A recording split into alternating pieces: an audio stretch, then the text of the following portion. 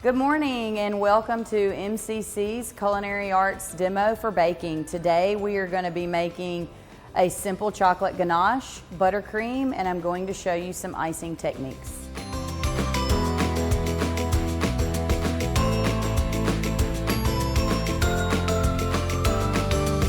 Okay, first to start, guys, today we are going to be making a silky chocolate ganache, which is cream, corn syrup or glucose. I used light corn syrup, regular granulated sugar, and semi-sweet or bittersweet chocolate. Depending on the sweetness of the ganache that you're looking for, you would choose the appropriate chocolate. I chose semi-sweet today so we could have things a bit on the sweeter side. First, I've got my chocolate chips, or if it's block chocolate, you would want to go ahead and chop it down into small walnut-sized pieces. And I have on the stove over here some heavy cream, glucose or corn syrup, and granulated sugar coming to a boil, which I'm going to pour over and melt the chocolate.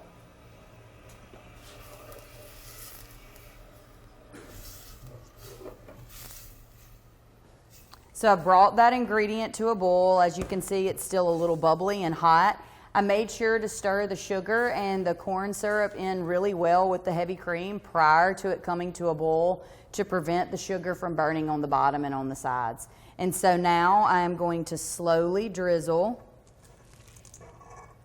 the hot cream mixture over my chocolate, coating it evenly. And I'm just going to stir to combine. I'm using a rubber spatula here. You could use a wooden spoon if you preferred.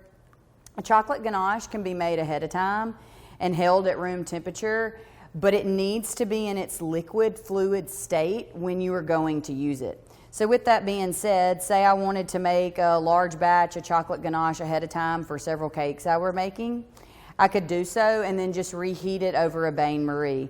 And a bain-marie is simply a pot of boiling water with the bowl sitting on top.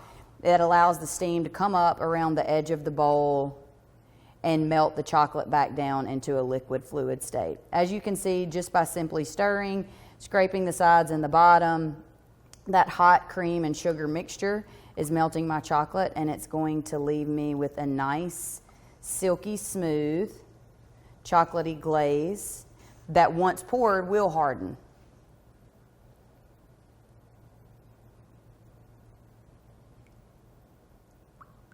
I have some cupcake and cake layers that I've made behind me that we're going to use for demoing how to dip into ganache, pour ganache on top, and also for icing in just a moment. That cake is a basic yellow cake. It's a high-fat egg yolk ratio cake that has lots of sugar. It's used with cake flour. And 16 egg yolks and a whole pound of butter. So it's a very rich, decadent flavor, and we added a little vanilla and almond extract to that so that it would have a nice flavor. So now I've ended up with this nice, almost completely smooth mixture of chocolate. Just a few more stirs and we should be good to go. And you can always put it back over a bain-marie should you get to the point where all the clumps of chocolate don't melt out.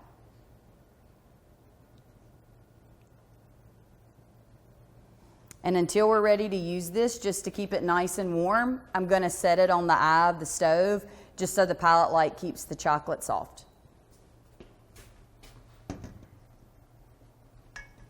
Okay, the next thing that we're going to make is buttercream. I have my mixer here. I already have a pound of softened butter. Very important when you're making buttercream that you add softened butter, because if you do not, it makes the mixing process so much harder. I'm just going to click it in. I'm fitting it with a paddle attachment.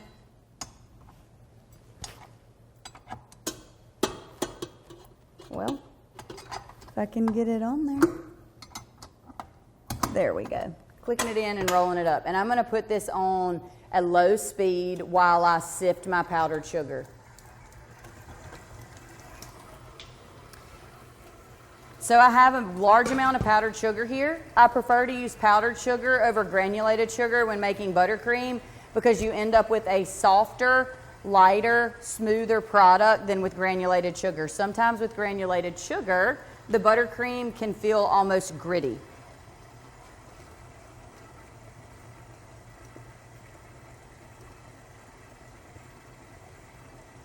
I'm going to put about half of the powdered sugar into my flour sifter just because it'll make it easier to sift.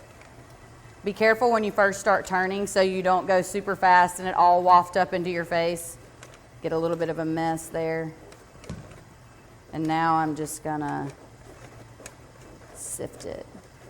Would one of you guys grab me a tamis and a bench scraper? We also have another tool in the kitchen called a drum sieve or a tamis. It's used for sifting. And I'm actually going to switch to that because my little crank handle here is a little stuck for some reason, and it'll make my job easier. Thank you. So I'm just going to put that directly over my bowl, dump the powdered sugar in, making sure to get all of it. And then I'm going to use this bench scraper or baker's knife just to run it along the edge, the inside here, to get it all sifted and nice and smooth, removing any lumps.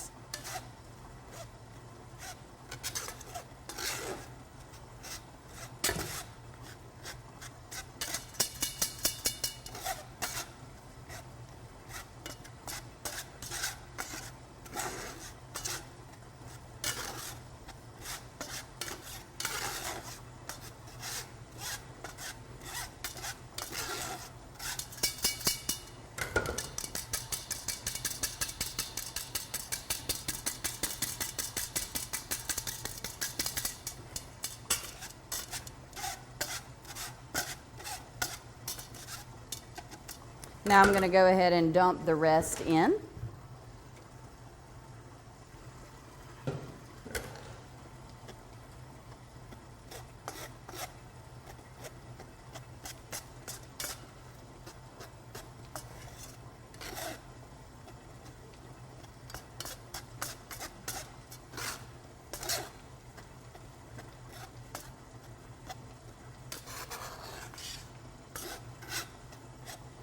Takes a minute, but you want to get all those clumps out for a nice, smooth product.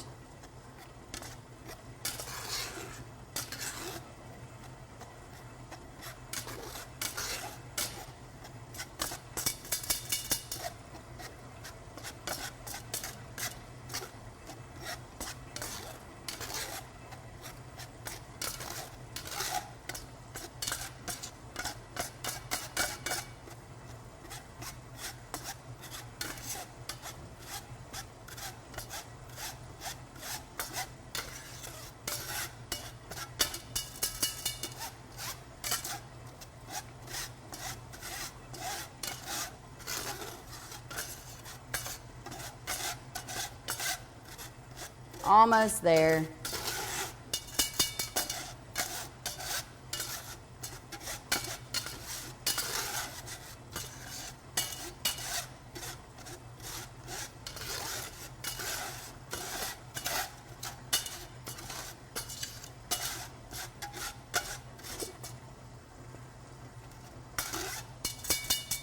All right.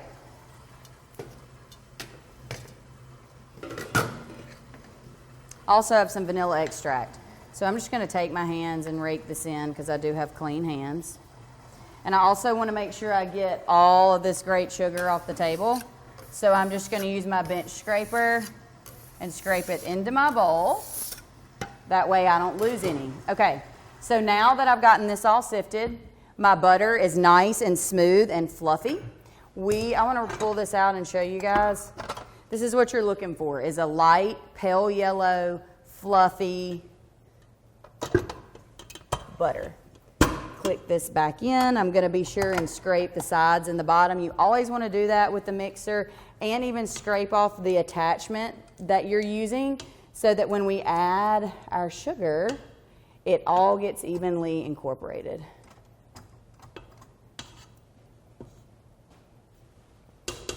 Okay. You never want to add the powdered sugar while it's going, or else it'll all fly up in your face. So we want to gently add in our sugar. And you can add it all at one time.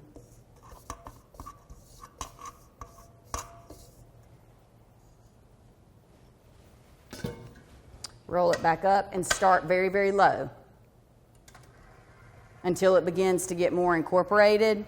And once the sugar and the butter have combined some, you can cut the speed up a little bit gradually.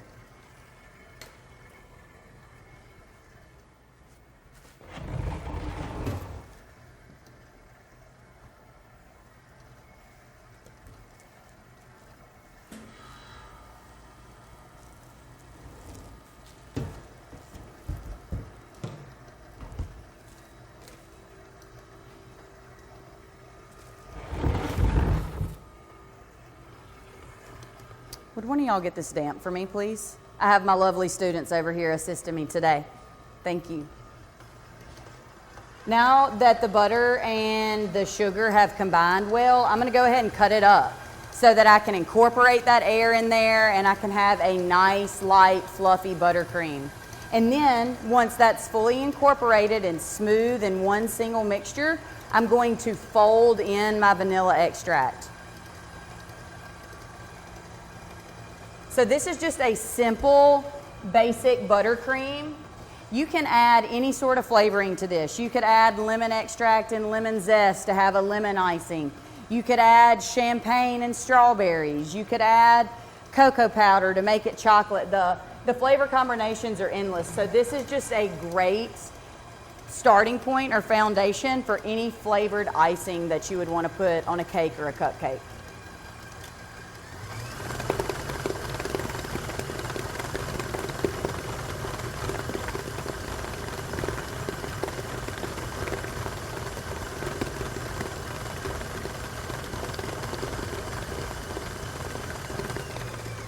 All right, and that's about where we want it to be.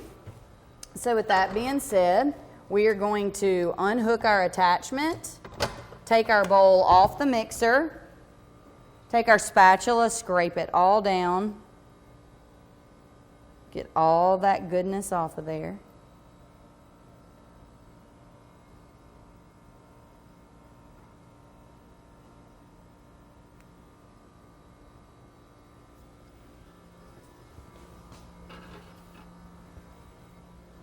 Scraping the sides and the bottom of the bowl, getting it all into the center here.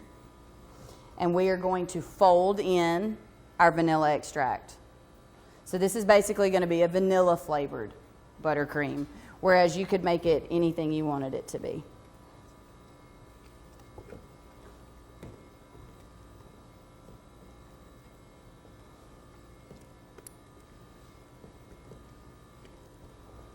You always want to fold in your flavor versus mixing because you don't want to over mix your product. Okay, and I have a nice, wonderful, easy, simple icing. Okay, now tricks of the trade, guys, are how do you get it in the piping bag when you only have two hands? So first, you're going to take your piping bag and you are going to fit it with the tip. In the culinary kitchen, we have these handy little holders that twist onto one another that hold your tip in place. And you can take a measuring cup like we have here and literally stretch your bag over the edge so it acts like two hands holding open the piping bag. So then you're able to take your product and easily get it into your piping bag.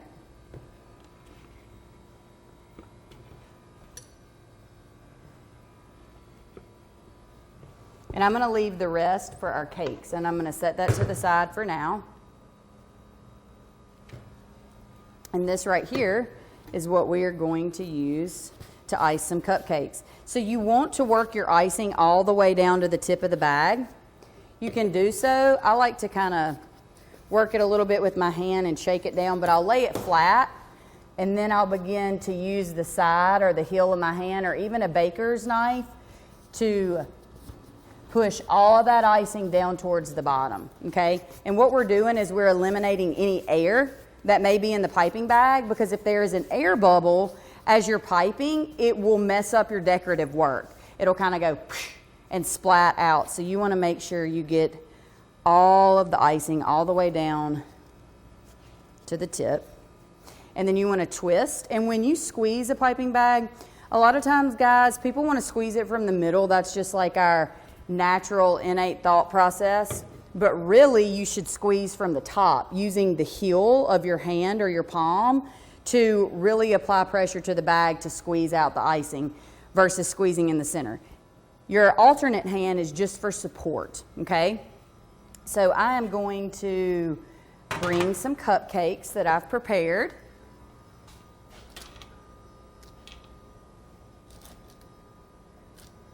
Yesterday, and we will ice a few. So I want to make sure that my icing comes all the way out of my tip before I ever even start any decorative work. You want to be able to see it, okay? And so I'm keeping my bag nice and tight. I've got all the air bubbles out, and from here I'm starting in the center, and you can do one big giant icing little pom-pom, okay? Or you could come along and do little dots.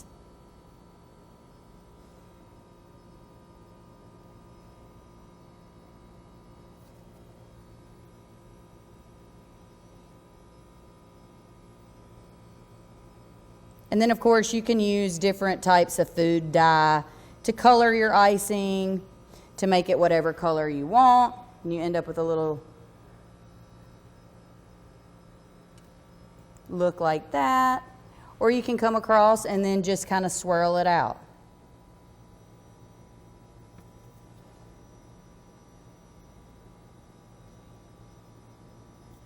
Like so. Super easy. There's all sorts of different tips out there where you can get creative and do fun things. Then you can come back through. It's fall right now, so I'm going to go with a little bit of this fall Thanksgiving-y colored sprinkle and sprinkle on these.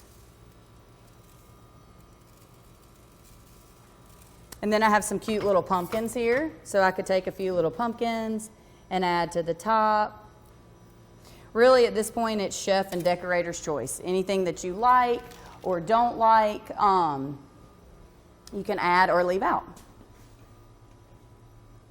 So now, what I've got here is my nice chocolate ganache, okay, guys? See, it's completely smooth. It stayed nice and liquidy. And what I want to do is I want to finish it with butter, okay? I've taken cream, I've taken corn syrup, and I've taken a little bit of granulated sugar, brought it to a bowl, poured it over my chocolate to melt it, and now I'm going to do a technique called Monte Aubert, which means to finish with butter. This adds shine, this adds a glossiness to it, which is what gives it that silky look and texture. So we just add that softened butter in and stir to combine.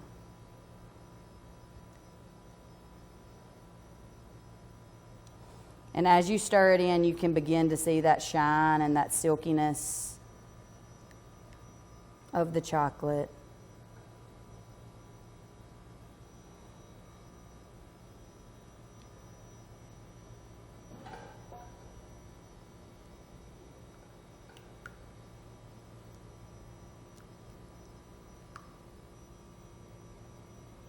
And we're going to pour some of this over a cake in a moment.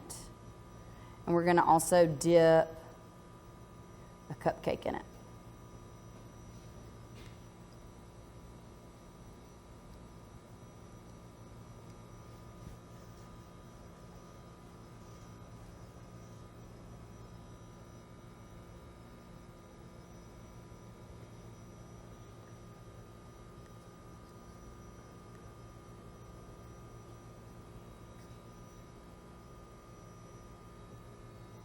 We're going to let this sit right here. And in fact, what I'm going to do before I do my next little thing is I'm going to use something called an immersion blender. Have you guys ever heard of a regular mixer? Well, an immersion blender or stick blender blends things really, really quickly and makes them one mixture where they will not separate. So I'm going to put the metal part down in here. There's a blade at the bottom, and I'm going to combine all this together.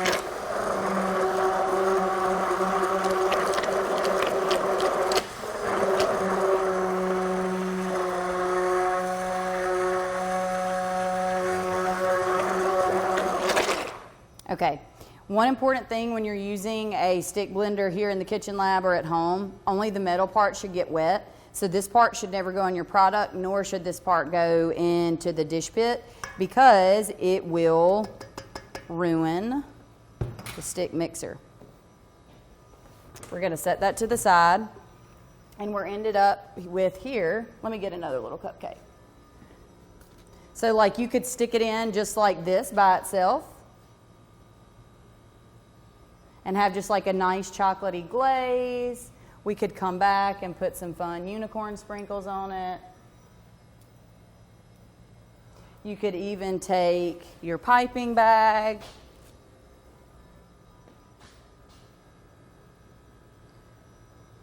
pipe a little buttercream, then dip the buttercream into the chocolate, and it looks like a little ice cream cone.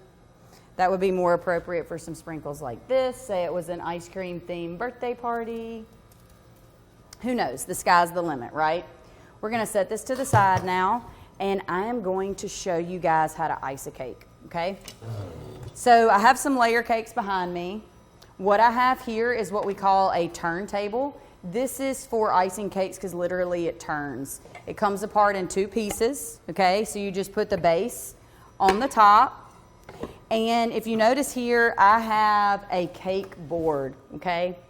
So anytime you are selling a cake, you're not going to give them the pan or the plate from your restaurant or your food service operation. You're going to give them something that's disposable, okay? So any commercially sold cake is going to be on something like this. They come in rectangle, round, square, all different shapes and sizes. But if I just put this cake board right on top of my cake stand here, it's going to slide off. It's going to make my job harder. So I'm going to use a little bit of my icing right here on the center. Acts like glue. Put the cake board right on top, okay? And then I'm also going to do the same thing for my first layer of cake that goes down so it stays where it needs to stay.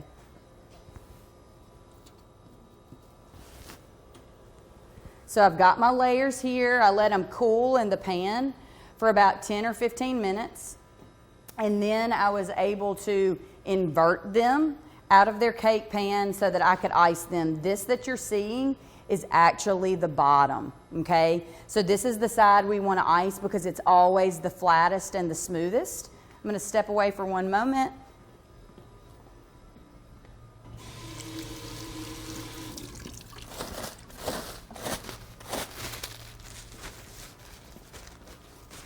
Had to wash my hands really quickly.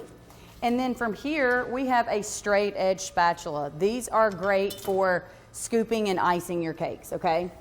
So I have some buttercream left here that I'm going to scoop out and add to the top. You want to add enough icing on the first round so that you are not tearing the top of your cake because your icing layer is getting too thin. So this is just the middle layer of icing, so it shouldn't be too thick. And it's okay if it goes over the edge because we're going to come back and clean that up. But you want the layer to be even so that your cake sits evenly. So the easiest way to do that is just to kind of squat down and look at it and make sure that you have an even layer of icing. I'm going to come grab another layer cake.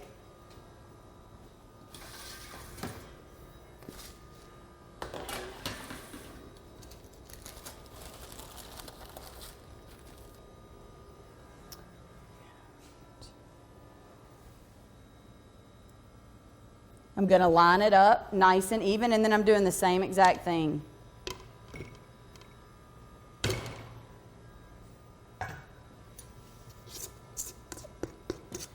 Except on this one, this is my top layer, so I'm going to pipe it and make it look really pretty, and then I'm going to use what's left in my bowl to cover the sides. So first, we are going to go around the edge and slightly begin to cover the side. And it's better to go slow here than super fast so that you keep your board clean, because if you're selling it, you want it to be nice and neat, right? Okay. And that's what makes this little table so great, is it just turns with you.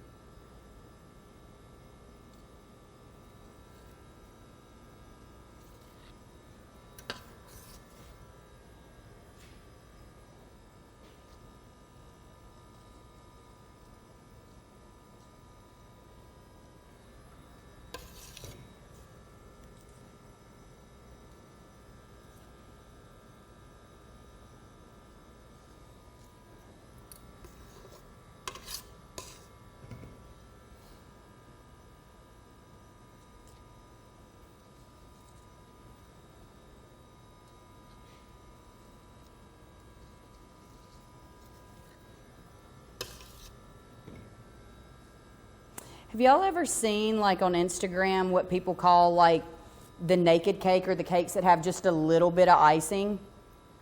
A lot of times, people who don't care for a whole lot of icing will do a naked cake. That's a trend for birthday parties, weddings, different things like that.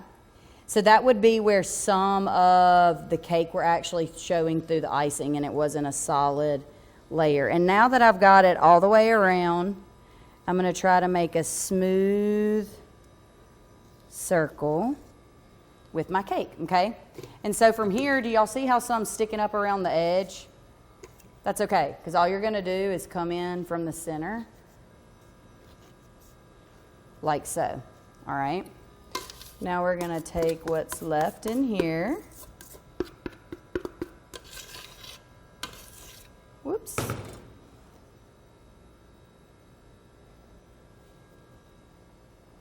And lightly smear across the top of the cake.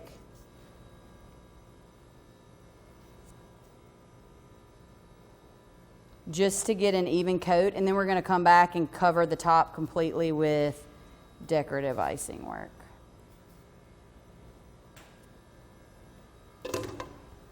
All right, so back to this.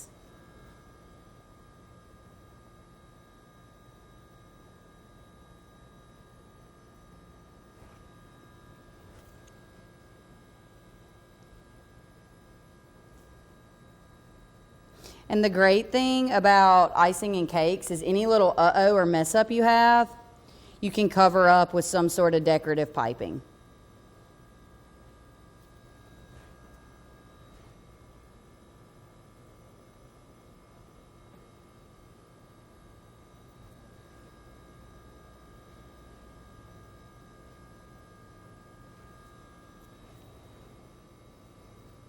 And as the content in my bag is getting less and less, I'm turning and squeezing to keep it all down at the bottom, like so. Okay, so what we can do here is we could add more icing on the outside. We could take a cake comb and scrape it. We could also take some of our chocolate ganache. Would one of y'all hand me a small ladle out of there? And put some ganache in the center of the cake.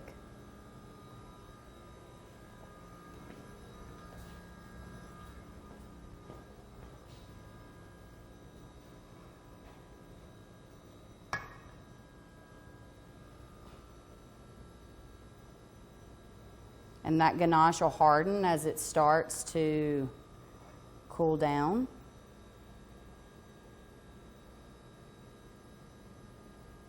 You can kind of use the bottom to swirl it around. And then we'll come back with our fall theme and do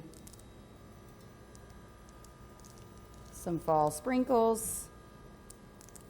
We could have made this icing orange or brown, obviously with chocolate or any color that we wanted.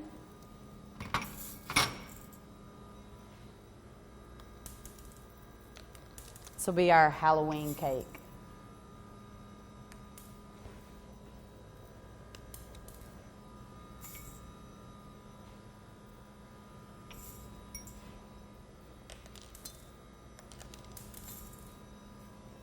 These little pumpkins are like running away.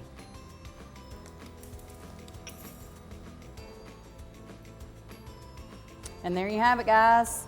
Thank you so much for joining us for cake and cupcake decorating today here at MCC. Have a great day.